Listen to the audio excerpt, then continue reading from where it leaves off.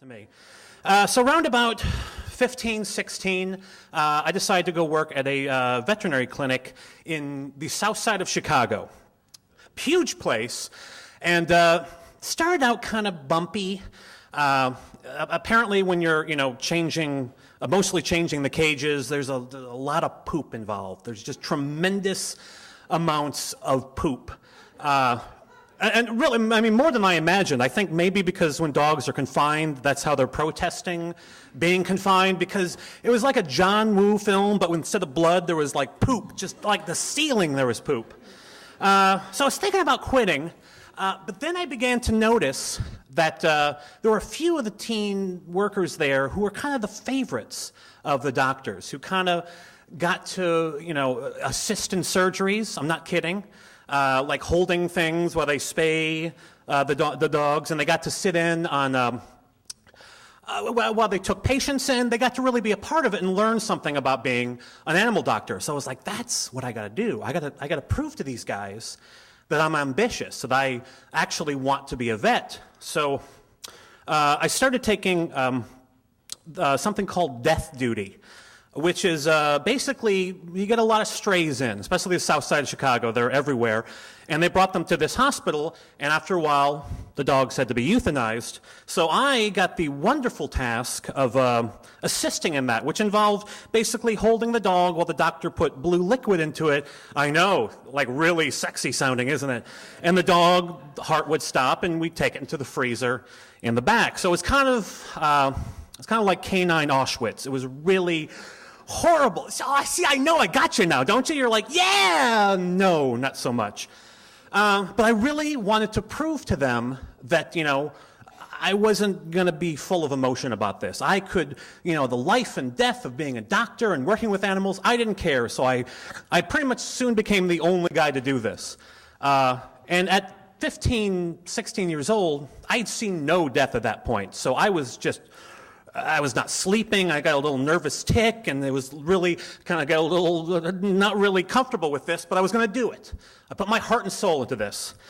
But where things really started to go wrong is once the dogs were back in the freezer, at the end of every month, a dude would come by with a van, and we kind of load the dogs into the back, and they'd go to an incinerator.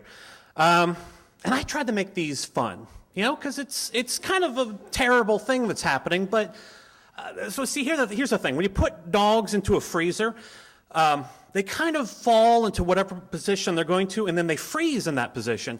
So it's kind of, it's action pose. It's a little bit of, jazz hands. They're doing a little bit of that, and, you can be sad about it, or, as I tried to do it, let's have a little play. And do a little, have them go out like a musical parody. Don't tell me not to bark, I'm dead already. Kind of one of those things. And like, let's let them go out with some self-respect. But South Side teenagers don't see the humor in musical parody. I mostly just got a shut up, a lot of that stuff, so they didn't really, come on, do it. Do the jazz hands with your dog, okay. So that went on for a couple months. I felt like I was making some headway with these doctors. They were starting to notice me, that I was the one who was really enthusiastic about this job.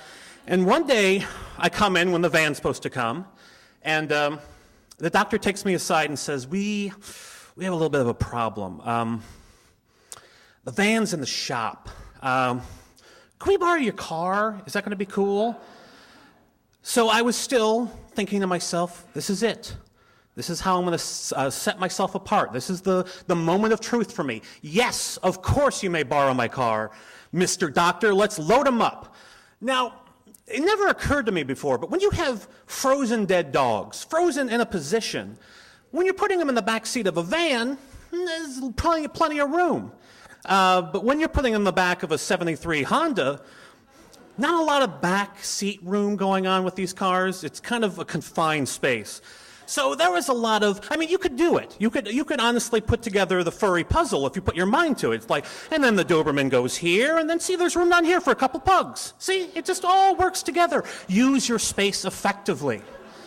So basically, we shoved 30 dogs into the back seat of my car. And when I say shoved, like when you're talking frozen dogs, there was some snapping and things were breaking. So towards the end of it, it really wasn't so much a collection of dead dogs in my back seat as it was a pile of limbs and various angles. And it looked like something had happened. It looked like there had been an incident. So the doctor says, here's the address for the incinerator place. Why don't you take him there? I was like, oh, wow, I really don't want to, because that doesn't look good. And he gave me that meaningful look like something good is going to happen because of this. So I get in the car, and I'll be honest with you, I'm a little paranoid, driving with 30 dead dogs in the back of my car. I'm thinking this is going to be the moment when the cops pull me over like a busted taillight, and they're going to like, what the hell? Officer, funny story. You ever see Dr. Dolittle? See, and that's kind of the segue into long story short. Now I'm the Grim Reaper of death for all these canines. And so I'm thinking to myself, what would Dr. Dolittle do in this situation? He would probably make a song out of it, make it kind of festive. You know, sometimes life is a car full of dead dogs, and he'd be upbeat about it. So I tried to be upbeat about it, and as I'm driving there, sweating bullets, thinking I'm going to be busted, it occurs to me, Dr. Dolittle is he has lied to me, and that is it.